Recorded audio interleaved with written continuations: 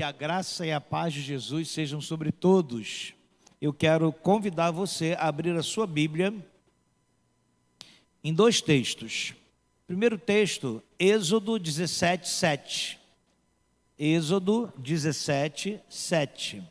E depois, Sofonias 3, 17. Amém? Misericórdia? Amém.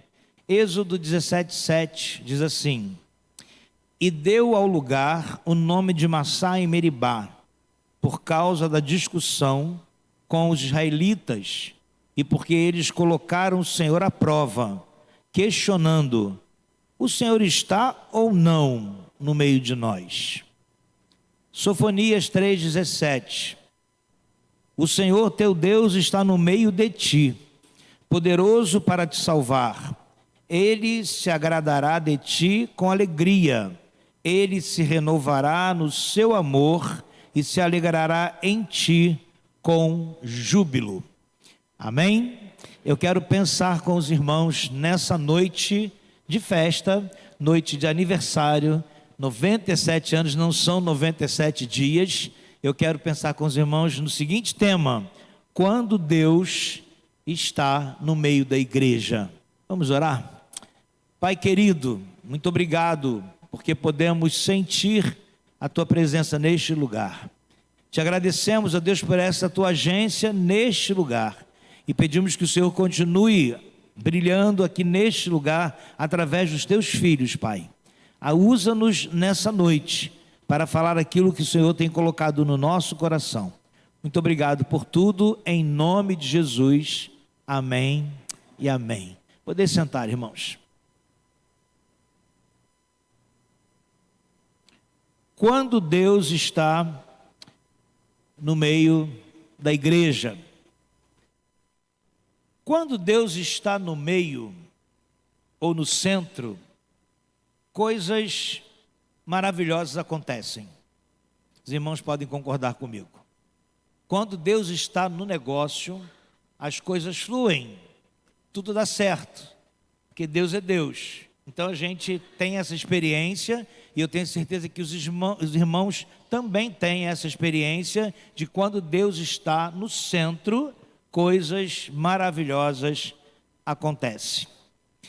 Nos textos que nós acabamos de ler, nós encontramos uma palavra poderosa que nos dá a certeza de que quando Deus está no meio de qualquer problema, de qualquer situação, tudo de melhor acontece. O povo israelita estava caminhando para a terra prometida. Estavam reclamando porque faltava água. Não tinha água. E o povo reclamando. É interessante que o povo de Deus continua, creio que da mesma forma, o povo continua sendo um povo reclamão. Nós somos assim. Nós reclamamos muitas coisas. Por que Deus não faz? Por que Deus não me atende? Por que Deus não fez isso agora? Nós somos imediatistas e queremos as coisas na hora que nós queremos. E o povo então estava reclamando porque não tinha água. No verso 4, nós encontramos Moisés clamando ao Senhor e dizendo assim: que farei com esse povo? Daqui a pouco eles me apedrejarão. O que eu farei? Esse povo reclamando, não tem água, estamos caminhando, estamos no deserto, povo com sede. O povo questionou junto a Moisés: o Senhor está ou não no meio de nós?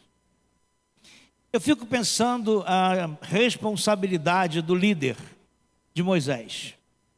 Ele foi o homem que Deus usou para tirar o povo lá do Egito, rumo à terra prometida. E ele então, certamente, conduzindo o povo, direcionando o povo, falta na caminhada, falta água, e o povo começa a questionar e começa a reclamar, e eles começam a perguntar: e aí, Deus está ou não no meio de nós? Moisés seguiu as orientações do Senhor, e o que acontece? Água brota da rocha. milagre acontece. E aí água fresca, água limpa vai surgir da rocha. Eu entendo que ali o povo começou a perceber que Deus estava no meio deles, que Deus estava com eles de verdade. Moisés provou ao povo que Deus estava ali, que estava no meio deles. Em Sofonias, nós ressaltamos ali, vemos ressaltada a promessa ou a presença de Deus no meio do povo. Um Deus poderoso para realizar o impossível. Um Deus que nos renova diante das lutas, um Deus que nos renova diante das tribulações, um Deus que nos traz alegria. Eu creio que todos nós aqui podemos confirmar isso. Deus que nos traz alívio, que nos traz renovo diante das lutas. E se eu perguntar aqui, acho que todos nós enfrentamos nesse tempo lutas. Como temos lutas, como temos enfrentado lutas, tribulações, mas Deus é aquele que traz alegria para o nosso coração. A palavra de Deus diz que a alegria do Senhor é a nossa força. Então, se Deus está no nosso meio, a alegria, ela é real, ela é verdadeira. Quando Deus está no meio, coisas maravilhosas acontecem verdadeiramente. E vamos lá no que a Bíblia fala sobre isso. Primeiro, estava no meio da festa em Caná da Galileia. Os irmãos lembram o que aconteceu ali. Caná da Galileia era um casamento, era uma festa. E naquela época tinha que ter vinho. O vinho era símbolo de alegria, né? Então o vinho tinha que estar ali. E faltou vinho naquela festa. E aí o anfitrião, aquela pessoa que estava oferecendo a festa, certamente deve ter ficado muito envergonhado, triste. Agora não tem vinho. E aí nós encontramos ali Jesus presente naquele casamento. Ele foi convidado para estar ali, e ali ele opera o seu primeiro milagre, transforma água em vinho. E quando as pessoas provaram daquele vinho, eles ficaram surpresos. Normalmente o vinho melhor é dado no início. No final da festa é o vinho mais inferior, mas não, era o vinho melhor, porque fora Jesus que havia feito o milagre da transformação da água em vinho. Ou seja, ele estava no meio daquela festa, no meio daquele casamento, e por isso coisa maravilhosa aconteceu. Ele estava no meio do deserto, na multiplicação dos pães e dos peixes. Vamos imaginar aquela multidão faminta, pedindo comida e não tendo o que comer. Aí aparece ali um menino com pão e peixe, com uma quantidade mínima. Jesus abençoa e alimenta aquela multidão. Ainda sobra pão e peixe. Nós encontramos Jesus no meio daquela multidão. Quando Jesus está no meio, coisas maravilhosas acontecem. Os discípulos disseram: só temos isso, só temos 5 pães e 2 peixes. Mas para Jesus isso era o suficiente para que o milagre acontecesse. Às vezes nós apresentamos a Deus tão pouco, mas o pouco que nós apresentamos é nesse pouco que o nosso Deus realiza muito e faz grandes coisas. Então, quando Deus está no meio, coisas maravilhosas acontecem. Ainda, quando Deus está no meio, coisas maravilhosas acontecem. Estava no meio dos mestres no templo. Lá em Lucas 2,46 nós encontramos: acharam-no no templo, assentado aos doutores, no meio dos doutores, ouvindo-os e interrogando-os. Ou seja, no verso 47 nos diz que todos ficavam admirados com sua inteligência e com as suas respostas. Todos aprendiam com Jesus. Ele estava no meio dos doutores ali no templo. E quando ele está no meio, existe aprendizado, existe ensino, mas existe aprendizado. 97 anos dessa igreja. Deus estava e Deus está no meio desta igreja. Por isso os irmãos aprenderam e têm aprendido até aqui, eu creio nisso. Deus estava no meio, ou Jesus estava no meio dos ladrões ali na cruz.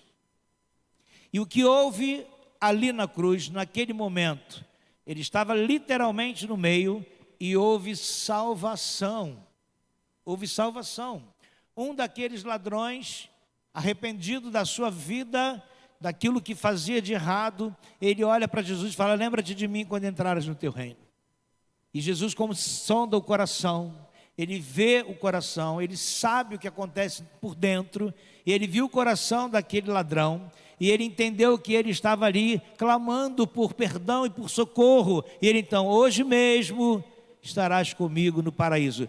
Quando Deus está no meio, acontece salvação, acontece transformação de vida, acontece perdão.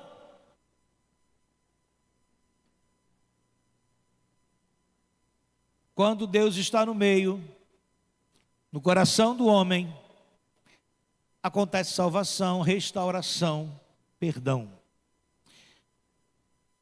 97 anos da PIB de Marechal Hermes. Essa igreja aqui é uma igreja histórica, é uma igreja que é bênção na vida de muita gente, é uma igreja que foi bênção na minha vida. Aí agora eu vou confessar como eu frequentava o clube bíblico aqui e como eu fui abençoado no clube bíblico. Como era bom estar aqui.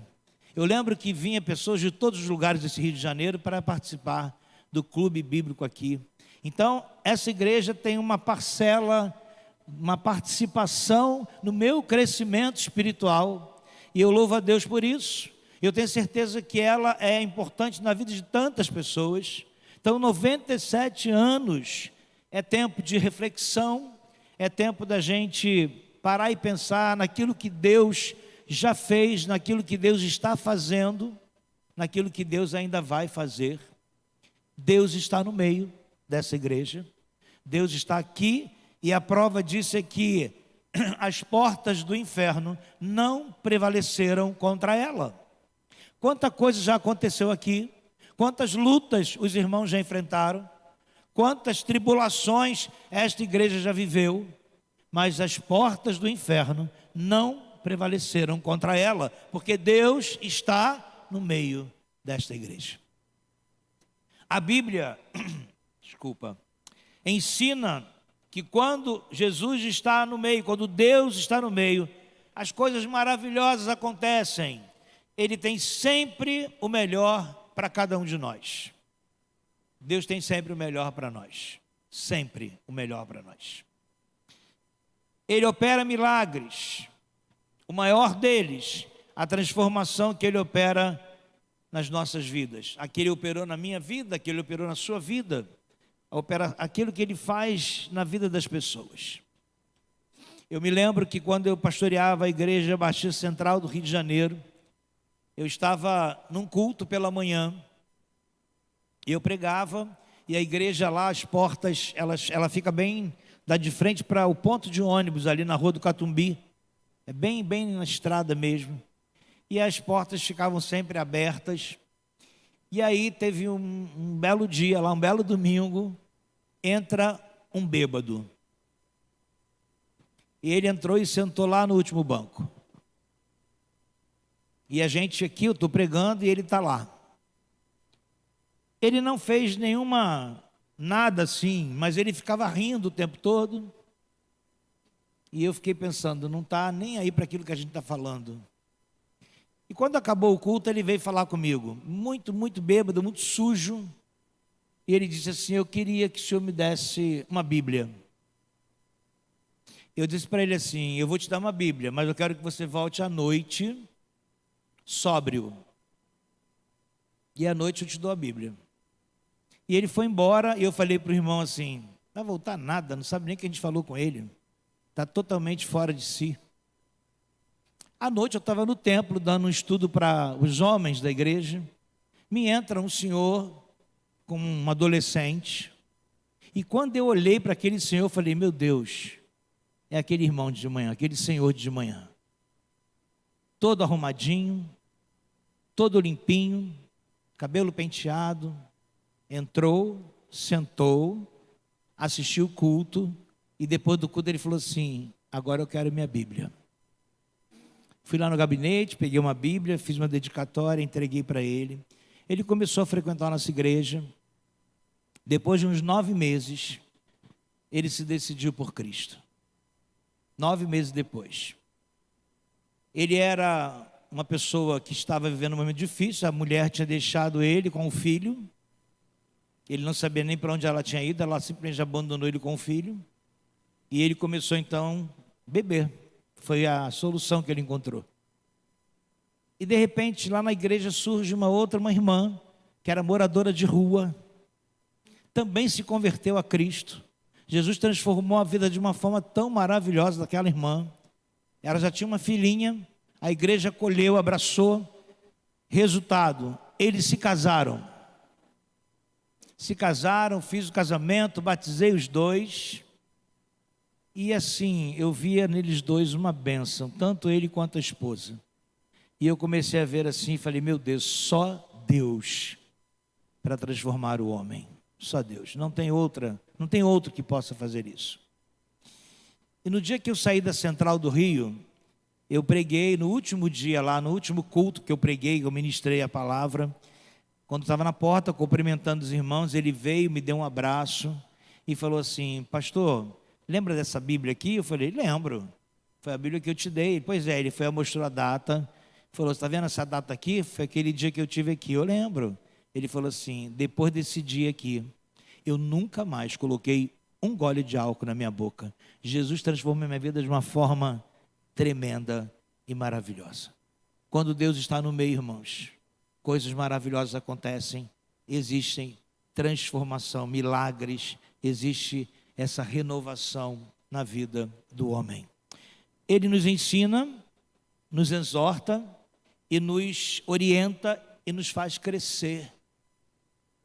Nós precisamos crescer espiritualmente. Nós não podemos viver na igreja como crianças o tempo todo, como bebês o tempo todo. Quando a gente tem lá um bebê em casa, quando nasce uma criança em casa, é tudo muito lindo, né? É coisa maravilhosa. Nossa, eu tenho agora uma netinha, ela está com 1 aninho. E ela está se desenvolvendo cada dia. Cada hora ela aparece com uma coisa nova. Cada hora ela fala, já está falando papai, mamãe. Já fala banana, já fala comida. Ela fala umas coisas assim que ela gosta de comer. Mas assim, cada dia é uma coisa nova. E a gente vê que ela está crescendo, se desenvolvendo. E aí, muitos crentes às vezes querem viver como bebês o tempo todo. Não querem crescer. Nossa igreja esse ano está trabalhando um tema que é crescimento, né? É maturidade. A gente precisa ser maduros na obra de Deus. Quando Deus está no meio, acontece amadurecimento. A gente não fica aquele crente cheio de mimimi, aquele crente cheio de coisinha que tudo me lindra, tudo é chato. Ah, não vem mais à igreja porque o irmão falou isso para mim. Irmãos, precisamos crescer. E quando Deus está no meio, há crescimento. Quando Deus está no meio, traz salvação, certeza de a eternidade, etc. Estamos diante de um problema grave. Estamos diante de uma situação difícil. Que tal a gente colocar Deus no meio? Se você está vivendo um momento difícil, se você está vivendo na sua casa um momento difícil, uma tribulação, aquele problema com a esposa, com o esposo, com os filhos, com o vizinho, com o amigo, que tal colocar Deus no meio? Que quando Ele está no meio, coisas maravilhosas acontecem. Deus no meio, o impossível se torna possível. E a gente precisa vivenciar isso a cada dia. O impossível se torna possível. Eu prego isso lá na igreja e alguém chegou para mim certa vez e falou assim: eu perdi a minha esposa tem 1 ano e 5 meses. E quando ela estava doente, as pessoas diziam assim: nós estamos orando e é Deus do impossível, Deus vai curar a sua esposa. Sim, vai. E a minha esposa faleceu. E hoje eu entendo perfeitamente a vontade de Deus. Não estou falando isso como demagogia, nada disso, mas eu entendo perfeitamente aquilo que Deus fez. E eu digo para as pessoas assim: Deus curou a minha esposa. Só que Ele curou e a levou para Ele. Ele não a levou doente. E hoje ela está com certeza num lugar muito melhor do que eu aqui. Então, irmãos, a gente precisa entender isso, que coisas acontecem, o impossível acontece, mas eu preciso entender também que a vontade de Deus, ela é soberana. E o que Deus faz, como eu disse no início, é sempre o melhor para cada um de nós. E aí, irmãos, devemos continuar sempre orando, suplicando, deixando Deus agir na nossa vida, na nossa igreja. O agir de Deus é a melhor coisa que tem. Eu cheguei aqui e falei para o Adriano: que coisa boa, a igreja está bonita. A igreja está bonita, irmãos, parabéns. Isso é muito bom, é Deus agindo. É Deus agindo, e Deus age. Quando Ele está no meio, coisas maravilhosas acontecem. Quando Deus está no meio, tudo de melhor acontece. Interessante que quando a gente entende tudo isso, eu quero só agora fechar dizendo o seguinte: Deus está no meio, esteve no meio dessa igreja há 97 anos, quando tudo começou. E começou pela direção de Deus, pela vontade de Deus. E essa igreja subsiste e ela está aqui até hoje, 97 anos, aqui em Marechal Hermes. Quantas vidas já foram alcançadas e transformadas aqui neste lugar? Quantas pessoas já conheceram a Jesus aqui neste lugar? Quantas pessoas já foram transformadas neste lugar? Quantas pessoas hoje estão sendo alcançadas pela vida de cada um de vocês, por esta igreja? Então, a gente entende que essa igreja chegou até os 97 anos, porque Deus esteve e Deus está no meio dela. E diante dessa certeza, o que Deus espera dessa igreja? O que Deus espera de cada um dos irmãos, cada um de nós? Somos a igreja de Cristo. O que Ele espera da gente? Primeiro, Ele espera que a gente o adore verdadeiramente, que sejamos adoradores de verdade. Sair de casa e vir para a igreja para adorar. Não é sair de casa e vir para a igreja para um desfile de moda. Não é sair de casa e vir para a igreja para um encontro social com os amigos. Isso é bom, isso faz parte. Mas é vir para cá com, simplesmente e tão somente com o intuito de adorar ao Senhor. Não é só aqui que adoramos. A adoração deve ser um estilo de vida. Eu devo viver adorando ao Senhor. Eu devo adorar ao Senhor com o meu viver, com a minha fala, com o meu proceder, com as minhas atitudes. Eu preciso ser um adorador. Vem a hora, e já chegou, em que os verdadeiros adoradores adorarão o Pai em espírito e em verdade. Então adore ao Senhor com todo o teu coração. Que a sua vida, meu irmão, que a nossa vida seja para adorar aquele que é digno da nossa adoração, do nosso louvor. Tudo na igreja é válido se feito para adorar a Deus. Tudo que a gente faz na casa do Senhor é válido quando a gente faz para adorar o Senhor.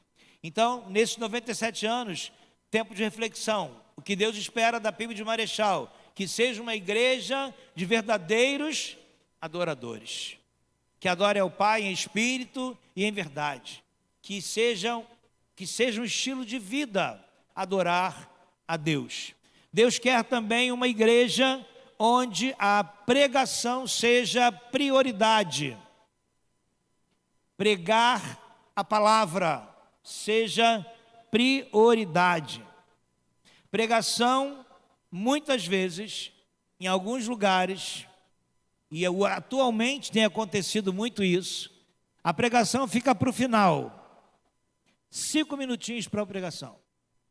Não estou dizendo que a gente não tem que louvar a Deus cantando, isso é maravilhoso, eu amo cantar. Canto no coro da igreja, eu adoro cantar, é muito bom cantar, é bom demais. Tem um ditado que diz que quem canta seus males espanta, mas para a gente, quando a gente canta para o Senhor, é bom cantar. Mas a palavra, ela nos alimenta, a palavra nos fortalece, a palavra nos prepara para enfrentarmos o dia a dia, as lutas que vêm. Jesus lá no deserto, ele venceu o diabo.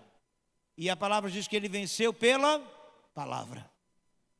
Se nós não nos alimentarmos dessa palavra, como vamos vencer as ciladas que o inimigo apronta para a gente? E ele apronta o tempo todo. Então, que a gente se ligue na palavra de Deus. Às vezes nós estamos, e como pastor a gente vê muito isso, então estamos pregando e a gente olha, tem um lá que está com o celular, às vezes não estão na igreja, mas está no celular vendo o jogo que está acontecendo no mesmo horário, estão preocupados com outras coisas. Se liguem na palavra. As coisas que lá fora ficam, deixa lá fora. Venha para adorar e venha para ouvir, venha para se alimentar da palavra de Deus. Deus quer uma igreja onde a pregação, a palavra seja uma prioridade. Amar, examinar as escrituras, ouvir e viver e praticar a palavra de Deus. E você, meu irmão? Como é que tem sido a sua vida junto à palavra de Deus? Você é aquele que deixa a Bíblia aberta no Salmo 23, como um talismã, né? Tipo assim, Salmo 91. Você é aquele que, quando sai de casa, tira um versículo na caixinha de promessa, e às vezes um versículo isolado, não tem contexto. Silas Malafaia disse uma coisa interessante: texto sem contexto é pretexto para heresia. E às vezes as pessoas tiram umas conclusões com textos isolados que não tem nada a ver com a palavra de Deus. Então a gente precisa examinar a palavra. Hoje nós temos acesso à Bíblia, glória a Deus por isso. Hoje nós podemos ler, podemos meditar, podemos examinar a palavra. Algum tempo atrás isso não era possível, mas hoje é possível. Então, leia a sua Bíblia, medite na sua Bíblia, reserve um tempo do seu dia para ler a palavra, para se alimentar da palavra. E aqui no culto, esteja atento àquilo que o Senhor quer falar contigo, através da sua palavra. Deus quer uma igreja que ame a sua palavra. Deus quer uma igreja que abrace os mortos com amor. Que isso, pastor? Abraçar morto? Que isso? Não é morto que eu digo morto. Os mortos espiritualmente falando. Deus quer que a gente os abrace. Abraçar as pessoas que precisam de Cristo. Há muitos novos convertidos morrendo sem um abraço nas nossas igrejas. Se convertem e acabou ali. Nós precisamos acompanhá-los. Nós precisamos estar com eles, ajudá-los, abençoá-los, até eles estiverem prontos para fazer isso com outras pessoas. Isso se chama discipulado. Deus quer uma igreja que abrace as pessoas que precisam de Cristo, as pessoas que se achegam a Cristo. Não é fácil, irmãos, não é fácil, mas é algo tão recompensador, é algo tão maravilhoso, quando a gente cuida de um novo crente e vê ele crescendo para a glória de Deus, vendo ele ganhando outras pessoas para a glória de Deus. Deus quer uma igreja que não perca a comunhão. Que não perca a comunhão. Lá na minha igreja, na PIB Bento Ribeiro, eu digo que a comunhão dos crentes precisa ser a marca registrada do povo de Deus aqui na terra. A gente precisa viver essa comunhão. Lá em Atos diz que a igreja primitiva crescia porque existia ali koinonia. Koinonia é mais do que comunhão. Eles tinham tudo em comum, partir do pão, as orações. Ninguém era dono de nada, tudo era de todos. Eles viviam uma verdadeira comunhão. E, irmãos, hoje, o que está acontecendo com as nossas igrejas? Nós queremos cuidar apenas do nosso próprio umbigo. A gente não se preocupa com o outro, que às vezes não precisa de nada mais do que um aperto de mão, um abraço, e dizer assim: olha, eu estou orando por você. Só isso. Nós precisamos ser uma igreja, a igreja precisa ser uma igreja onde a comunhão seja algo real. Ó, quão bom e quão suave é que os irmãos vivam em união. E a gente precisa disso. Como pastor, tem 33 anos que eu estou no ministério. Esse ano eu faço 34. Agora, dia 27 de abril. Faço 34 anos de ministério. E quando eu olho para trás, irmãos, eu vejo assim: nossa, como Deus é bom. E quanta coisa eu já ouvi no meu gabinete e fora dele. Já ouvi irmãos dizendo assim: pastor, eu não suporto a irmã fulana, eu odeio aquela irmã. Meu Deus, o que é isso? O que é isso, gente? Isso não pode existir. Não é que não deve, não, isso não pode existir de verdade. Nós somos diferentes, não somos iguais, nós somos pessoas que temos ideais diferentes, mas o sangue de Jesus, que foi vertido lá no Calvário, nos une. O seu amor nos une e nos faz sentir a mesma coisa. Então, irmãos, a gente olha para o irmão e a gente não tem que ver as diferenças que ele tem de mim, mas tem que olhar como o irmão em Cristo, que foi lavado e remido pelo sangue de Jesus, como eu. Então, a comunhão da igreja é algo que Deus deseja ver na igreja hoje. Uma comunhão de verdade, né? A gente precisa ver isso acontecer. Peça ao Senhor que ajude a você a viver em comunhão. Não tem como, irmãos, a gente viver não tendo comunhão com o irmão. Eu tenho uma irmã lá na igreja que ela se converteu. Ela era minha vizinha. E ela era uma irmã, era uma pessoa que você não podia dizer assim: nossa, você é bonita. Se falasse isso para ela, ela partia para a briga. Porque ela dizia assim: está mentindo que eu não sou bonita, então está querendo me zoar. E ela, tudo era motivo para ela enfrentar e brigar e fazer acontecer. E aí ela se converte a Jesus. E ela começa os primeiros passos. Discipulado, classe de novos crentes, batismo, tal, batizou-se.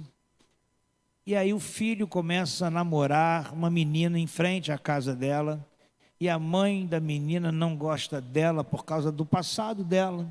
Mas agora ela é uma nova pessoa. E ela falou assim: eu tenho que mostrar para essa senhora que eu sou uma nova pessoa. Eu não sou mais aquela pessoa lá de trás. E ela disse que uma vez a mãe da namorada do filho chamou ela para briga, aconteceu na rua. Ela disse que olhou para ela assim da janela.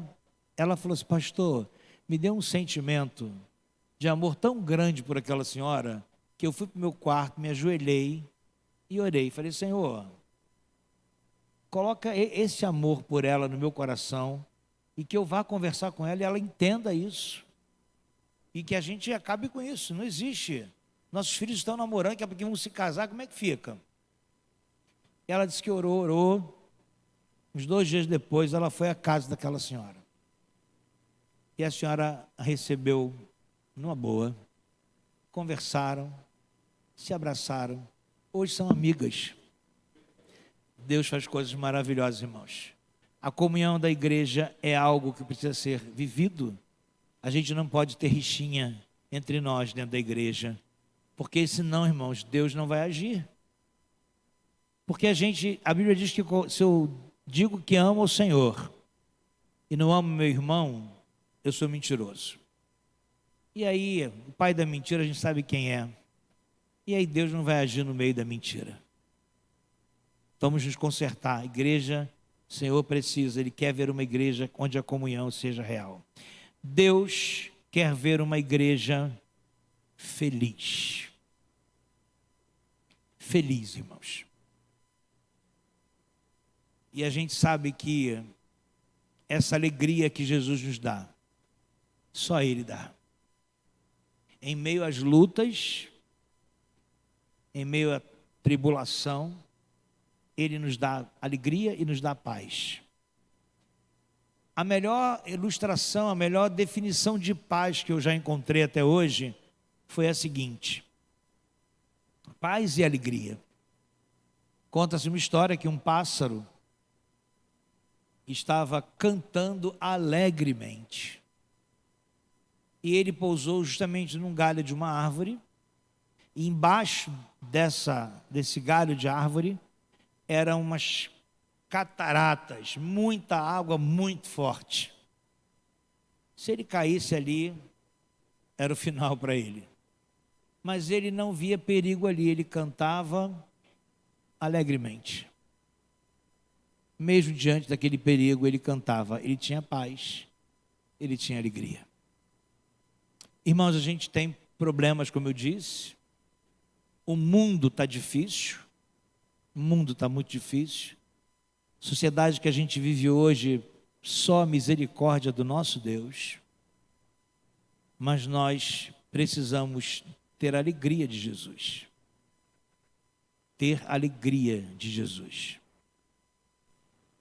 Eu acho muito legal quando as pessoas, mesmo quando estão enfrentando lutas, elas não demonstram que estão em lutas, elas sempre estão felizes, porque Jesus é o Senhor da vida delas. Eu acho isso muito legal. Aquela mulher que perdeu o filho e perguntaram para ela, está tudo bem? E ela falou o quê? Vai tudo bem.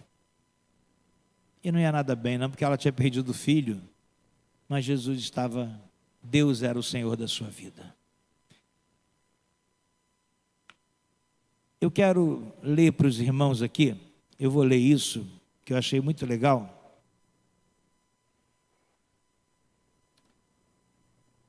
E eu quero, com essa fala, eu encerro a minha palavra aqui hoje. A igreja é você. Não adianta ver o que falta nos outros, e sim o que você pode fazer para que a sua comunidade seja uma igreja verdadeira. Fique esperando dos outros, nem apontando que os outros poderiam ser. Seja você. Faça você. Se você for um crente de verdade, sua igreja também será uma igreja de verdade, da maneira que Deus quer. Se você é um líder, procure aplicar isso ao seu grupo ou ministério, para que sejam uma igreja como Deus quer. E aí vem, adore a Deus de todo o seu coração. Vá para o culto somente para celebrar o Senhor. Priorize a palavra de Deus em sua vida e em todas as reuniões que você participar. Tenha testemunho de vida, não deixando sua lâmpada apagar. Saiba que nós somos vigiados o tempo todo, viu, irmãos? A gente pode fazer 1000 coisas legais. Se a gente cometer um erro, vamos dizer assim, ao crente. Então vigia. Vigia e tente ser um testemunho, uma lâmpada acesa o tempo todo. Ser crente é complicadinho, né? Mas é muito bom e é muito prazeroso e é gratificante. Fique vivo, acordado e nunca em cima do muro. Ou você é de Jesus, ou você não é. Meio termo não dá. Crente Raimundo não pode. Sabe o que é crente Raimundo? Um pé na igreja e o outro no mundo. Não dá. Seja crente de verdade. Seja um crente vivo. Não fique em cima do muro. Abrace a todos com amor. Não permita que nada impeça a sua comunhão com Deus e com os irmãos. Vá para a igreja. Fique em casa, mas sempre com alegria no seu coração. Seja um cristão verdadeiro e ajude a sua igreja a ser como Deus quer. Irmãos, Deus colocou essa palavra no meu coração e eu espero que ela possa trazer frutos para a sua vida.